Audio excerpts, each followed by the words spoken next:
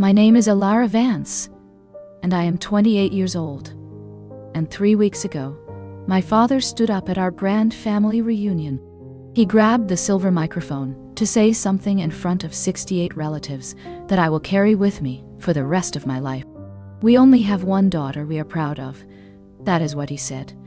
And he was looking straight at my older sister Sloane when he spoke. For 22 years, my family has called me the burden because I was the premature baby who cost too much money to save. I was the quiet sister that nobody ever defended, and the daughter who sat at the end of every table, while Sloane got the tuition and the praise and the love. But what none of them knew in that crowded room was that 6 weeks ago, on a Thursday night at my kitchen table, Sloane got drunk and confessed every single secret. She told me about the money she had stolen from our parents, and the medical degree she had faked, and the lies she had been feeding the family about me since I was 14. I recorded every single word of her confession, and I have a 14-minute recording that will shatter the 22 years of silence that I have kept. Before I tell you what happened when I finally pressed play, I want you to feel the coldness of that reunion. My father smiled at the crowd and my mother nodded in agreement, while I felt the eyes of 68 people burning into my skin. They all believed I was the family failure, but I was the only one holding the truth in my hand. In the Vance household, we did not have a beautiful family photo album sitting on our coffee table for guests to see. Instead, we had a thick yellow folder which was kept permanently in the top kitchen cabinet right next to the dinner plates. My mother called it the ledger of my existence, and it contained every single hospital bill from the year that I was born. On my 10th birthday, while other children were getting bicycles or new toys, my mother sat me down and opened that folder for me to study. She pointed to a bold red number at the bottom of a dusty page that read $87,000. "That is exactly what you cost us before you could even take your first step," she said with a cold and steady voice. She explained that, because I was born 2 months early, I had to spend 90 days in a plastic box with tubes in my chest. My parents told me that they had to sell their first house and take out massive bank loans just to keep a baby alive who was not even supposed to survive. Every time I asked for a new pair of school shoes or a simple book to read, my father would remind me of that $87,000. He would tell me that I had already used up my lifetime allowance of their money and that I should be grateful for the roof over my head. I grew up feeling like a thief who was stealing oxygen from people who did not truly want to give it to me. I started working at a local diner when I was only 14 years old because I felt I had to pay them back for the crime of being born. While I was a walking debt to my parents, my sister Sloane was treated like a winning lottery ticket that they loved to show off to the whole world. Sloane was born 3 years before me, and she was healthy and perfect and did not cost them a single extra dollar in medical fees. My parents spent thousands on her elite gymnastics classes and her private piano lessons. They even bought her a brand new car for her 16th birthday, while I was still walking to my part-time jobs. I remember watching from the hallway as they cheered for her at every single competition. Meanwhile, my own achievements in school were never even mentioned during the long dinner conversations. If I got the highest grade on a very difficult test, my mother would just sigh loudly at me. She would say that it was a shame my grades could not pay the monthly electricity bill for our home. Sloane quickly realized that she was the golden child of the family. She learned how to use the resentment of my parents to her own advantage over the years. She would break expensive things in the house, and then tell my mother that I did it because I was clumsy and ungrateful. I was always the one who got grounded, or the one who had to go without dinner. Meanwhile, Sloane sat at the table, eating dessert, and smiling at me with those cold and victorious eyes. My parents believed every word she said because they wanted to believe their favorite daughter was a saint. They wanted to think their burdened daughter was a permanent mistake. Sloane grew up with the finest clothes and the best education available. All of it was paid for by the money they claimed they did not have whenever I needed a doctor or a new pair of glasses. The gap between us was not just about the money. It was about the fact that Sloane was allowed to have a bright future while I was only allowed to have a heavy debt that I could never pay off. As we grew older, the lies that Sloane told became much more dangerous and calculated for my reputation. By the time I was 14 years old, she had completely mastered the art of playing the victim while making me look like a common criminal. She would hide our mother's expensive gold jewelry or expensive perfume in my school bag, and then act shocked when it was discovered during a house search. I vividly remember the look of pure hatred and disgust in my father's eyes as he called me a disappointment and a thief in front of everyone. Sloane would stand behind him with a fake tear in her eye and tell me that she was so sorry for my terrible behavior. My parents never once asked for my side of the story because they were already convinced that I was a financial and moral burden to their lives. Sloane even went as far as telling the neighbors and our cousins that I was suffering from serious mental health issues, just to explain why I was so quiet and isolated. She wanted to make sure that no one in the Vance family would ever believe a single word that came out of my mouth. Every lie she told was like another heavy brick in a wall that kept me separated from the rest of the world. I felt like a ghost in my own home, watching my sister receive all the sympathy and attention that I actually deserved for my hard work. She was building a grand throne out of the lies she told about me, while I was just trying to survive each day without breaking down. By the time I turned 18, the entire Vance family truly believed that I was a troubled and ungrateful girl who was lucky to have such patient and loving parents. They had no idea that the real monster was the golden child they were so proud to call their own. The only person in the entire world who never looked at me with judgment or anger was my grandmother, Hattie. She lived in a small and cozy house on the other side of town, and she was the only one who saw the truth behind the perfect mask of Sloane. When I was 16 years old, I began spending every single weekend at her house, just to escape the heavy and toxic atmosphere of my own home. Grandma Hattie would sit me down on her porch and tell me that I was a brave survivor and not a burden to anyone. She was the only person who knew that I was working 2 different jobs after school, and she knew that I was paying for basic things that my parents should have provided. She often told my mother to stop treating that yellow hospital folder like a weapon, but my parents never listened to the wisdom of an old woman. Grandma Hattie was the one who taught me that my human value was not measured in dollars and cents or old hospital bills from the past. She saw clearly how Sloane would manipulate every situation, and she warned me that one day the truth would finally have to come out into the light. I remember her holding my tired hands and telling me that I had a secret strength that Sloane would never understand, because Sloane had never struggled a single day in her life. My grandmother was my only anchor in a sea of lies, and she was the only reason I did not give up on myself or my future entirely. She promised me that the silence I kept was not a sign of weakness, but a sign of a powerful storm that was slowly building up inside of me. Without her constant love and support, I do not think I would have had the courage to eventually record that 14-minute confession that changed everything. When Sloane graduated from high school, my parents threw the biggest party our small town had ever seen. She was accepted into a prestigious nursing program at a top university, and my parents did not hesitate to drain their entire retirement savings to pay her tuition. During those same years, I was working 12 hours a day at a local bakery just to afford my used textbooks and secondhand clothes. Sloane would come home for the holidays and brag about her perfect test scores and the glowing praise she received from her doctors at the hospital. My parents looked at her with pure worship, as if she were the savior of the Vance family, while I was still treated like a bad debt that needed to be cleared. However, I began to notice strange cracks beneath her perfect surface.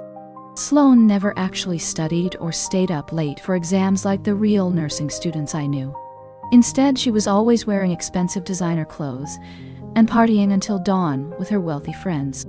Even worse, she began to force me to give her my small paycheck every single month. She threatened to make my father explode with rage at me if I ever dared to refuse her demands.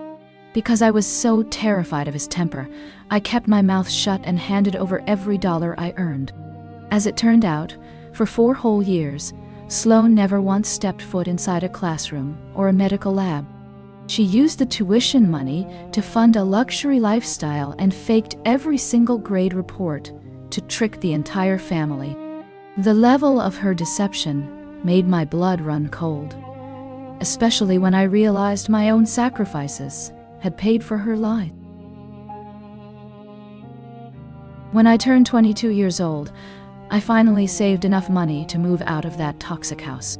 I rented a very small studio apartment on the other side of the city, hoping that the distance would finally bring me some peace. However, my parents viewed my independence as the ultimate act of betrayal against the Vance family. My mother would call me 3 times a week, not to ask how I was doing, but to remind me of the $87,000 I still owed them. She would say that I was selfish for leaving them alone, especially after they had sacrificed their entire youth to keep me alive in that hospital. Meanwhile, Sloane was still living at home, rent-free, despite claiming to have a high-paying job at the city hospital.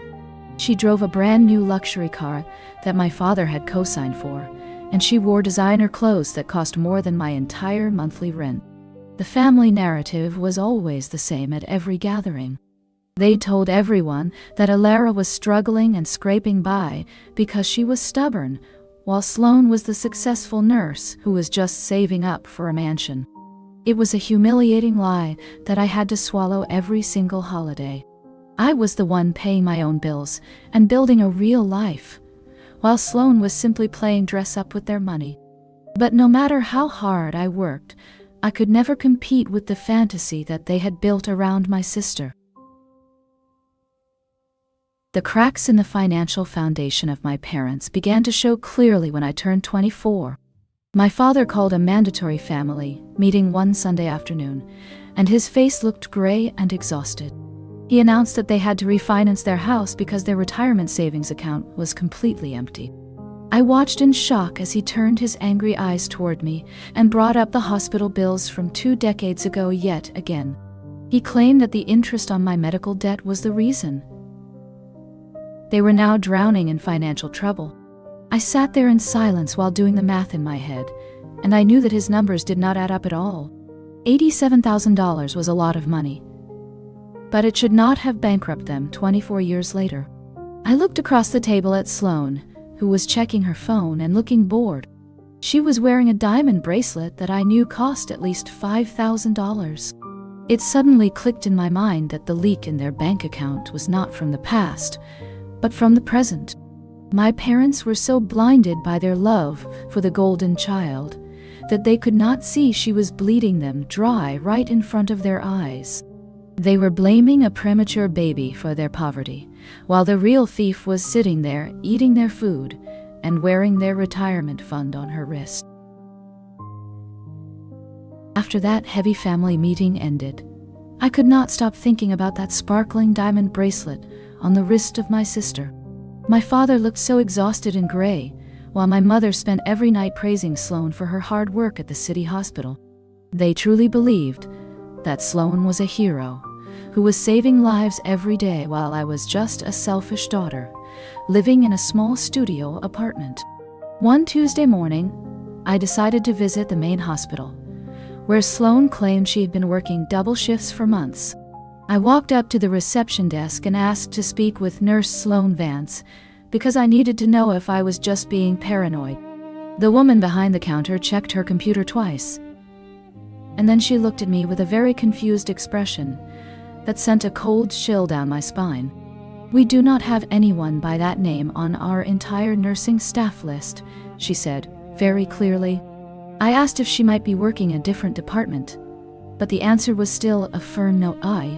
My heart began to race as I walked back to my car in the middle of the crowded parking lot. If Sloane was not at the hospital every day, Then where was she going in that expensive car? And whose money was she actually spending? I realized that the $87,000 debt that my parents used to shame me was nothing compared to the massive financial theft happening right under their noses. Sloane was not just a clever liar. She was a predator who was devouring every single cent our parents had left for their retirement. I knew that I needed more than just a suspicion, so I began to plan a way to get solid proof before they lost their family home entirely. 6 weeks ago, on a very rainy Thursday night, the truth finally walked through my front door in the form of my older sister. Sloane arrived at my small apartment without any warning, and she was carrying a large bottle of expensive wine. She sat down at my kitchen table with a look of pure arrogance that I had seen many times during our childhood. She began to laugh about how easy it was to manipulate our parents into giving her more money from their dwindling savings. I watched her carefully as she poured herself a third glass of wine, and I realized this was the golden moment I had been waiting for. I reached into my pocket and quietly turned on the recording app on my smartphone, then placed it face down on the wooden table. Sloane started bragging about how she had used the house, refinancing money to buy a secret designer wardrobe that she kept in a private storage unit. She laughed until she cried, while describing how she had forged her nursing degree using a cheap website she found online. She admitted that she had never attended a single medical class in 4 years, and that our parents were too blinded by pride to ever check her credentials. Then her voice turned cold and mean as she confessed to every lie she had ever told our parents about me since I was 14. She told me that she hated me because I was the only thing that reminded her of how fake her life truly was. For 14 minutes, she poured out every dark secret and every cruel plan she had used to keep me as the family burden. She had no idea that every single word was being captured by my phone, and that her perfect world was about to come crashing down around her feet. I sat there in total silence, letting her talk until she finally passed out on my living room sofa. I spent the next 3 days listening to that 14-minute recording, over and over again, until my ears actually hurt. The sound of my sister's cruel and arrogant laughter was like a sharp knife in my heart. It was the sound of my entire life being stolen, and my parents being cheated by the child they loved the most. I drove directly to the small house of Grandma Hattie and played the audio for her on the quiet back porch. We sat in the shade where the noisy neighbors could not hear our conversation. Her face turned white like a fresh winter sheet as she heard her own granddaughter admit to stealing the retirement fund meant for her medical care. Grandma Hattie took my trembling hand in her own warm hand and told me that the truth is a very heavy hammer. She said it is often the only thing that can break a lie that is this big and this old. She reminded me about the upcoming annual family reunion for the Vance family, where exactly 68 relatives would be coming from all over the country. It was the perfect stage to finally end the long performance that Sloane had been putting on for so many years. We decided that I would not say a single word until the very last moment of the party. We wanted to make sure that everyone was sitting down and actually listening to the cold truth. I felt a strange mix of cold fear and burning justice as I prepared the digital file on my smartphone for the event on Sunday afternoon. I spent the rest of the week walking in a daze and thinking about my future. 22 years of being a family burden was finally coming to an end. I practiced exactly how I would walk up to the microphone and what I would say to 68 people who had spent their entire lives looking down on me as a total failure. I knew that once I pressed play, there would be no going back for any of us. The morning of the Vance family reunion arrived with a very bright sun that felt much too cheerful for the dark truth I was about to reveal. I dressed in a simple black dress and tucked my smartphone deep into my pocket like it was a loaded weapon ready to be fired at any moment. When I arrived at the park, exactly 68 relatives were already there eating and laughing together, while the smell of barbecue filled the warm summer air. My parents were standing proudly next to Sloane, who was wearing a new silk dress that probably cost more than $1,000 of their stolen retirement money. Nobody came over to greet me as I walked across the grass, and my father only gave me a small and cold nod before turning his back on me. He was busy bragging to a group of uncles about the fake nursing career of Sloane and how she had saved a patient during a double shift just the night before. I saw Grandma Hattie sitting alone under a large oak tree, and she gave me a very small wink to let me know she was ready for the coming storm. My heart was beating so fast that I could feel it pulsing in my dry throat, but I knew that I could not stop the wheels of justice from turning now. Every time Sloane smiled at me with that fake pity in her eyes, I just touched the phone in my pocket and took a deep breath to calm my nerves. I reminded myself of the 14 minutes of truth that I now held firmly in my own hands. I was no longer the burden they had spent 22 years complaining about to anyone who would listen. I was the one who was about to set the entire Vance family free from the wall of lies that Sloane had built to keep us all in the dark. I watched the cousins play and the aunts gossip, knowing that in 2 hours their world would change forever. The sun was high in the sky when my father stood up and he tapped his glass to get the attention of all 68 relatives present. The laughter died down quickly, and everyone turned their heads to listen to the man who was considered the leader of the Vance family. He cleared his throat and looked at Sloane with so much pride that it almost made me want to cry for the parents they used to be. Today we celebrate the success of our eldest daughter, Sloane, who has become a beacon of hope and a true professional in the medical field, he announced loudly. He talked for 5 long minutes about her fake achievements, while Sloane stood beside him with a humble smile that hid her dark secrets from the world. Then his voice changed, and his eyes found me, sitting quietly at the very back of the group, near the old oak tree. Unfortunately, we also have to acknowledge the burden that we have carried for 22 years, he said, while the crowd went completely silent. He told everyone about the $87,000 I had cost them, and he blamed my existence for the fact that they were now losing their family home. He called me an ungrateful daughter who had never contributed a single cent to the family that had worked so hard to save my life. I saw the pity and the judgment on the faces of my aunts and uncles as they whispered to each other about my supposed failures.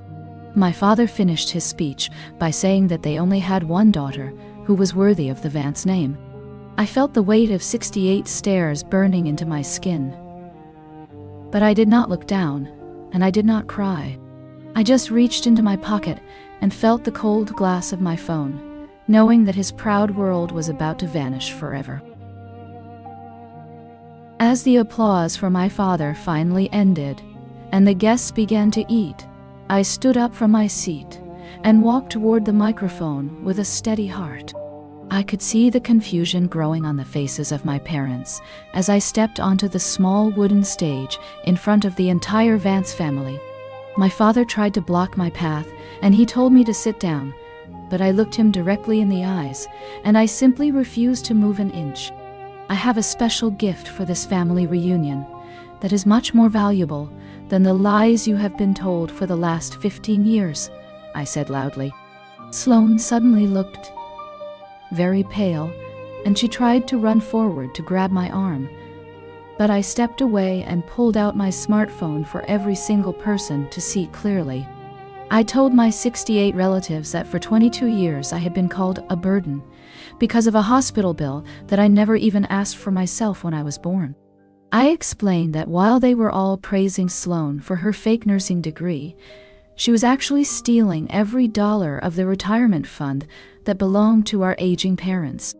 My mother started to scream that I was a liar and a jealous child, but I simply connected my phone to the large speakers used for the party music. Before I press play, I want you all to listen very carefully to the voice of the girl you are all so proud of, I told the shocked crowd in the park. I looked at Grandma Hattie, who gave me a firm nod of encouragement from her seat. The park became so quiet that you could hear the wind blowing through the trees above us. I pressed the play button, and the voice of a drunk and arrogant Sloane began to blast through the speakers for every single person to hear in total silence. The voice of Sloane echoed through the large park speakers, and it was filled with a cold and drunken laughter that made everyone stop breathing for a long moment. She began to describe how she had used a cheap website to print a fake nursing degree because she did not want to study for 4 years. She laughed about how easy it was to trick our parents into giving her thousands of dollars every single month for her expensive shopping and luxury trips. I watched the face of my father turn gray as he heard Sloane call him a foolish old man who was far too proud to ever check the truth. The recording went on as she admitted to stealing the gold jewelry of Grandma Hattie and selling it to pay for a secret storage unit. She explained with a cruel tone that she had made up every single lie about me since we were teenagers just to keep the family focused on my supposed failures. She called me a useful shield that protected her from the judgment of the world while she slowly drained the bank accounts of our aging parents. My mother dropped her plate of food, and it shattered on the grass while she listened to her favorite daughter mocking her for being blind. The 68 relatives stood in a circle of total silence as the 14-minute confession stripped away every single layer of the perfect life of Sloane. There was no more pride, and there were no more lies left to hide behind as the truth finally broke the 22 years of heavy silence. As the recording finally stopped playing, a heavy and terrible silence covered the park like a cold blanket. Sloane stood in the middle of the grass, and her face was a deep shade of red while she looked for a way to escape the eyes. My father walked toward her with shaking hands, and he asked her in a broken voice if any of the things she said were actually the truth. Sloane tried to scream that the recording was a fake and that I had used a computer to make her sound like a criminal, but nobody believed. The 68 relatives who had spent years looking down on me now turned their anger toward the girl who had stolen the retirement fund of her own parents. My mother fell into a chair and began to sob loudly because she realized that her favorite child was a predator who had ruined them. Grandma Hattie stood up and walked to my side, and she told the entire family that she had seen the truth long before any of them did. She told everyone that Alara was the only one who had ever truly loved them without asking for anything in return for her kindness and her hard work. My father looked at the thick yellow folder, which he had carried to the reunion, and he threw it into the trash can near the stage. He realized that the $87,000 debt was a lie used to hide the real theft that had been happening right in front of him. The family kingdom of the Vance name had finally collapsed into the dirt because it was built on a foundation of greed and very cruel deception. Sloane tried to scream over the noise of the whispering crowd, and she pointed a shaking finger directly at my face to blame me. She shouted that I had broken the law by recording her voice without her permission inside my own private apartment on that Thursday night. My father looked at her with a cold and deadly silence that I had never seen directed at his golden child before today. He walked up to her and demanded the keys to the house, and he told her to leave the park immediately without making a scene. He said that she was no longer welcome in the home of the Vance family, or in the lives of the parents she had betrayed so deeply. My mother could not even bring herself to look at Sloane anymore, and she just covered her face with her hands in total disbelief and sorrow. Sloane finally realized that her manipulation and power over the family was gone forever, and she grabbed her expensive designer handbag while shouting insults at every relative. She ran to the luxury car that my parents had paid for with their stolen retirement savings, and she started the loud engine in a rage. The sound of her tires screaming on the hot pavement of the parking lot was the last thing we heard of her that sunny afternoon. The 68 relatives began to talk all at once in low voices, and the air was filled with the sound of a family waking up. I stood next to Grandma Hattie, and she squeezed my hand very tightly to let me know that the hardest part of my long journey was over.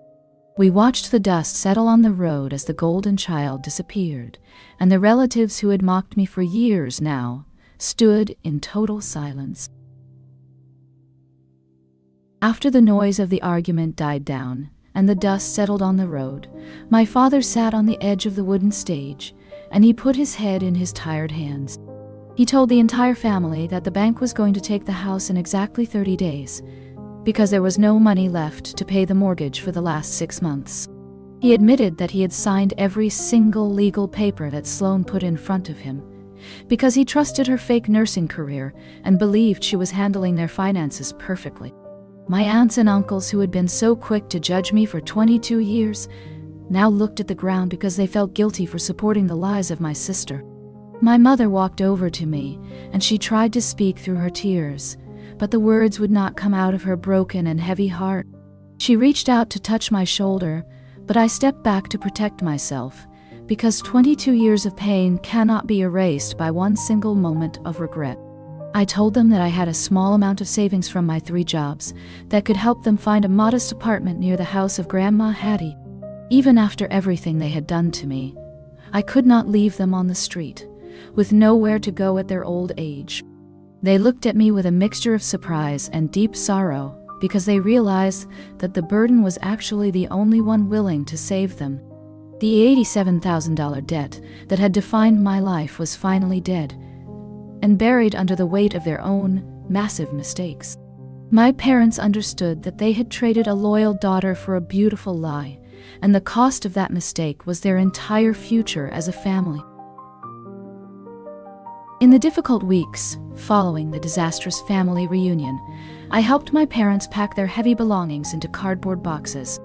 They had to leave the large house where they had lived for 30 years because the bank foreclosure was final and they had no other options left. It was a very sad but necessary ending to a life built on pride and years of willful financial blindness regarding my sister. I found a small 2-bedroom apartment for them, located just 3 streets away from the comfortable house of Grandma Hattie. It was nothing like the luxury they wanted, but it was all they could afford with their completely ruined credit score. My father tried to give me orders about how to pack the kitchen dishes, but I stopped him immediately with a raised hand. I looked him in the eyes and told him that I was doing this as a favor to a human being in need. I was not doing it as a daughter who owed him $87,000 for the crime of being born 2 months early. He looked shocked by my firm tone, but he stayed silent and went back to taping the boxes in the hallway. My mother spent most of her time crying over old pictures of Sloane that were framed in silver on the living room wall. She still could not believe that her golden child was a thief who had left them with absolutely nothing in their old age. I realized that I no longer felt the heavy weight of their approval, pushing down on my chest every single day. I was finally free from the debt that had defined my entire existence for 22 years of my life. I was just Elara now, and I was no longer the burden or the mistake of the Vance family name.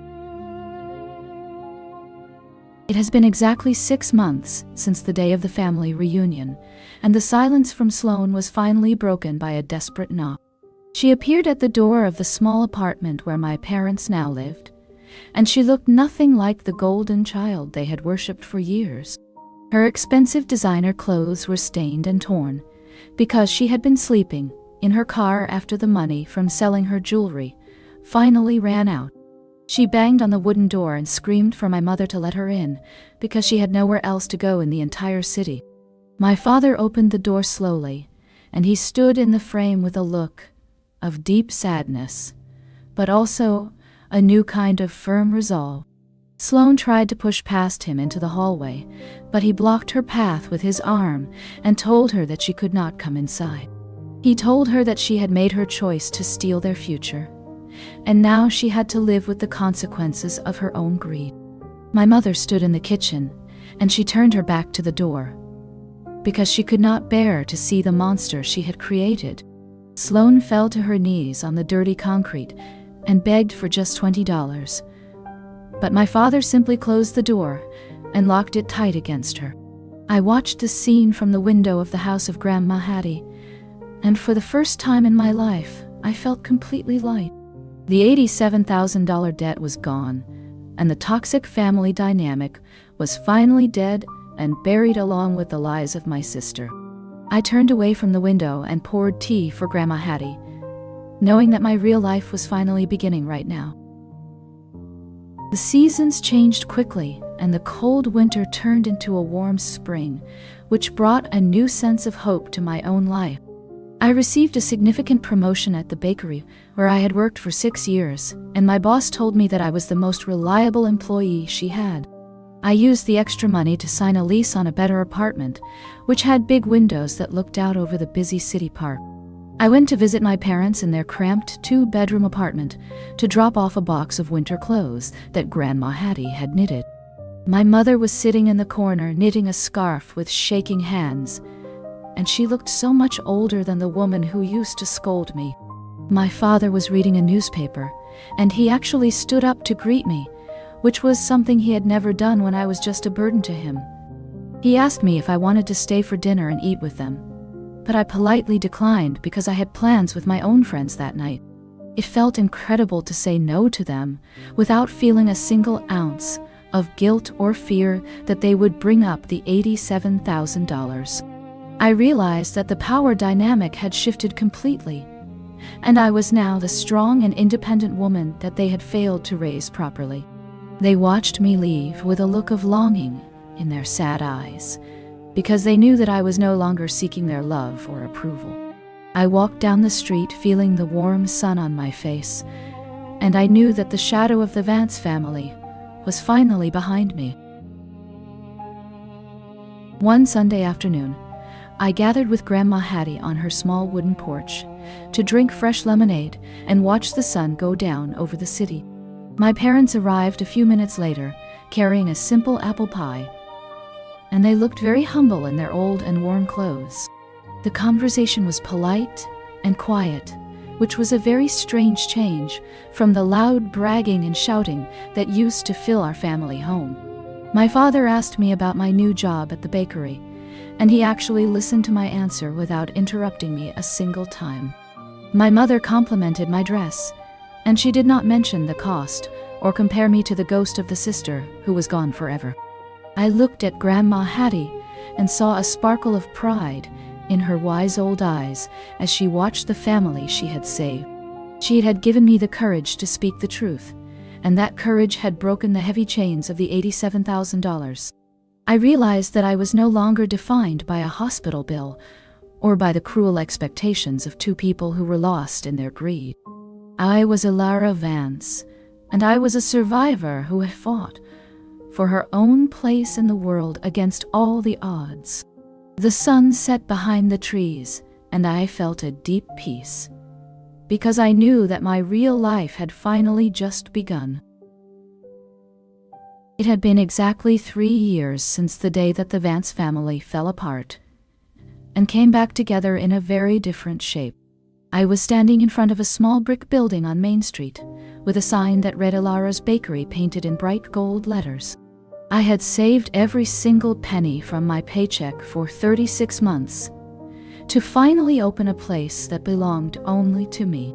Grandma Hattie sat in the corner of the shop, eating a chocolate croissant and smiling like she was the queen of the entire world. My parents walked in wearing their best Sunday clothes, which were now slightly faded and much less expensive than they used to be. My father looked around at the clean glass cases filled with pastries, and I saw a genuine tear roll down his wrinkled cheek. He told me that he was proud of me for the first time, without adding a condition or a complaint about the cost of living. My mother touched the wooden counter and whispered that she wished Sloane could see this, but she quickly stopped herself and looked down at her shoes. I did not feel angry at the mention of my sister because she was just a ghost from a past that could not hurt me. I handed my father a warm loaf of bread and refused to let him pay, because I was no longer keeping a score of financial debts. I was the owner of my own destiny, and I had baked my way out of the dark shadow of the $87,000. The smell of fresh bread and vanilla filled the air, and it smelled like freedom. The morning rush at the bakery was more intense than I expected, and the line of customers stretched all the way out the door. My father tried to help by wiping down the wooden tables, but his hands were shaking from a mix of age and nervousness. He accidentally knocked over a heavy glass jar of sugar, and it shattered loudly on the hard tile floor of the shop. The entire room went silent, and my father looked at me with pure terror in his eyes because he expected me to scream at him. He was remembering the way he used to scream at me for every small mistake I made when I was a child. Instead of getting angry, I simply walked over to the mess and placed a gentle hand on his trembling shoulder to calm him down. I told him that it was just a jar of sugar, and that accidents happen to everyone even on their very best days. He looked at me with tears in his eyes because he realized that I was showing him the kindness he had never shown me. My mother was watching from the corner, and she saw the difference between the way they raised me and the woman I had become. I swept up the broken glass and the white sugar while the customers waited patiently and smiled at the sweet family moment. It was a small victory, but it felt like breaking a heavy chain because I refused to continue the cycle of anger and fear. I went back to the counter and served the next customer with a smile that was genuine and full of real peace. By the time the first anniversary of the bakery arrived, I had grown into a woman who no longer looked over her shoulder for any of the old family shadow. My parents came into the shop early on that rainy Tuesday morning, and they brought a small gift wrapped in simple brown paper for me to open with them. It was not expensive, but it was the first thing they had ever given me that did not come with a hidden price tag attached to the gift itself. My mother held my hand across the glass counter, and she looked at me with eyes that were finally clear of any of her old pride and anger. She apologized for the $87,000 that had hung over my head like a heavy black cloud for 22 long and painful years of my life. She said that they were very wrong to call me a burden when I was actually the only anchor that kept the entire family from drifting away into ruin. My father stood beside her and he nodded his head in total agreement for the first time in his life. I realized at that very moment that I had truly forgiven them, not because they deserved it, but because I deserved the peace of a quiet and happy heart. The bakery was warm and filled with the sweet scent of cinnamon and fresh berries, which made the room feel like a real and safe home for everyone. I looked at the three of us, and I knew that the cycle of debt was finally broken into pieces. I was no longer the girl in the plastic box, and I was no longer the thief of their retirement. I was a daughter who was loved for who she was, and a woman who built her own future. One rainy Tuesday afternoon, the mailman delivered a plain white envelope with no return address written on the front of the paper. I knew immediately that it was from my sister Sloane, because my heart skipped a beat in a very familiar way. I opened it carefully while standing behind the counter of my bakery, and I read the desperate words written in messy black ink. Sloane was asking for $5,000 to fix her car, and she promised that she would pay me back next month.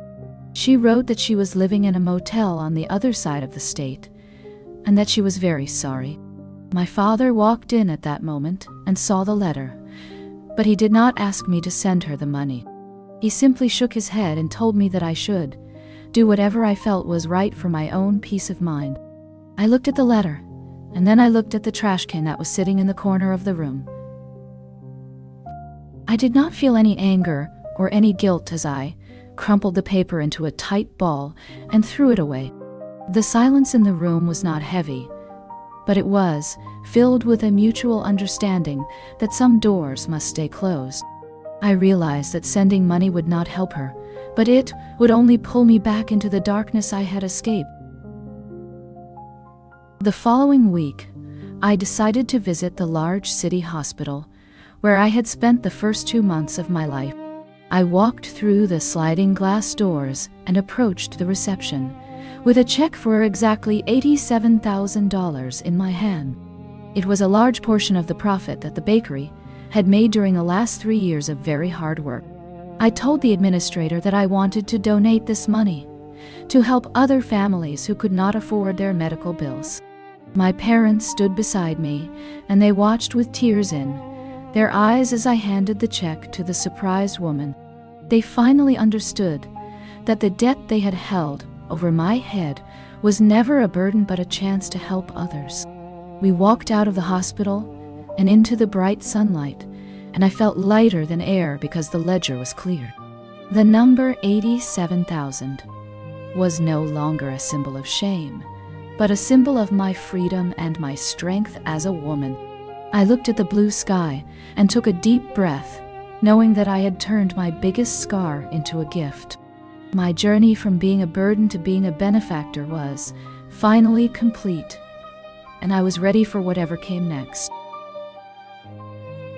One warm Wednesday morning, a man named Julian walked into the bakery with a smile that brightened the entire room. He ordered a black coffee and a warm cinnamon roll while he watched me help my father wipe down the messy counters near the window. Julian told me that he had been coming in for 3 weeks just to see how kind I was to the older man who was always dropping the sugar jars. I felt my face turn red because I was not used to being complimented for my patience or my kindness. He asked me if I would like to have dinner with him on Friday night at a small Italian restaurant. I hesitated for a moment because I was used to people wanting something from me in exchange for their time or their attention in my life. But Julian simply waited with a calm look in his blue eyes, and he did not pressure me to answer. I realized that for 28 years I had been afraid of letting anyone get too close to my heart. I took a deep breath, and I said yes, because I knew that I deserved to be happy outside of my work and my family obligations. The dinner with Julian was the first time in my entire life that I felt truly seen by another person. We sat at a small table in the corner of the restaurant, and we talked for 3 hours without stopping. I told him about the $87,000 debt and the sister who had stolen the retirement of my parents. Julian reached across the table and held my hand gently, and he told me that I was incredibly strong for surviving such a difficult and toxic environment. He did not judge my parents for their mistakes, and he did not judge me for staying to help them. He simply listened to my story and validated my feelings, which was a gift more valuable than any amount of money in the world. I realized that love was not supposed to be a transaction where you had to buy your worthiness with sacrifice. It was supposed to be a safe place where you could be yourself without fear of rejection or heavy judgment. I went home that night and looked in the mirror, and I saw a woman who was ready to be loved for exactly who she was. Julian arrived at the bakery on a sunny Saturday to meet my parents and Grandma Hattie for the first time since we started dating 3 months ago. My father was wearing his best blue shirt, and my mother had spent all morning baking a small lemon cake to show her appreciation for our guest. I was very nervous because I did not want my parents to say anything about the $87,000 or my difficult past life. But to my surprise, the conversation was very light and filled with genuine laughter instead of old bitter complaints from the years before. Julian treated my parents with a lot of respect, and he even helped my father fix a broken wooden chair in the back of the shop. Grandma Hattie watched everything with a sharp and clever look in her eyes, and she gave me a small wink to let me know he was good. For the first time, I felt like a normal woman introducing her boyfriend to a family that actually cared about her happiness and her future goals. We sat together in the warm afternoon sun, and I realized that my family was finally becoming a place of peace instead of a source of pain. The bakery was filled with the scent of fresh coffee and vanilla, and it felt like a true home for the very first time in my life. As the months passed by, Julian became a permanent part of the new life I had worked so hard to build for myself and my loved ones. We spent our weekends hiking in the mountains or testing new recipes for the bakery in my small kitchen with the large windows. My parents began to slowly heal from the shame of the past, and they even started a small flower garden in the balcony of their new apartment. They never mentioned Sloane anymore because they realized that focusing on her only brought more pain and darkness to their heart. One evening, Julian took me back to the old oak tree in the park where the reunion happened, and he asked me to marry him under the bright stars. I looked at the spot where I had played the recording that changed my entire life forever, and I felt a sense of complete and total victory over my past. I said yes because I was no longer afraid of the future or the heavy debts of the past. I was Ilara Vance, and I was finally ready to start a family built on love and truth, and a freedom that no one could ever take away from me again. I looked at the ring on my finger, and I knew that the burden had finally become a beautiful and bright new beginning.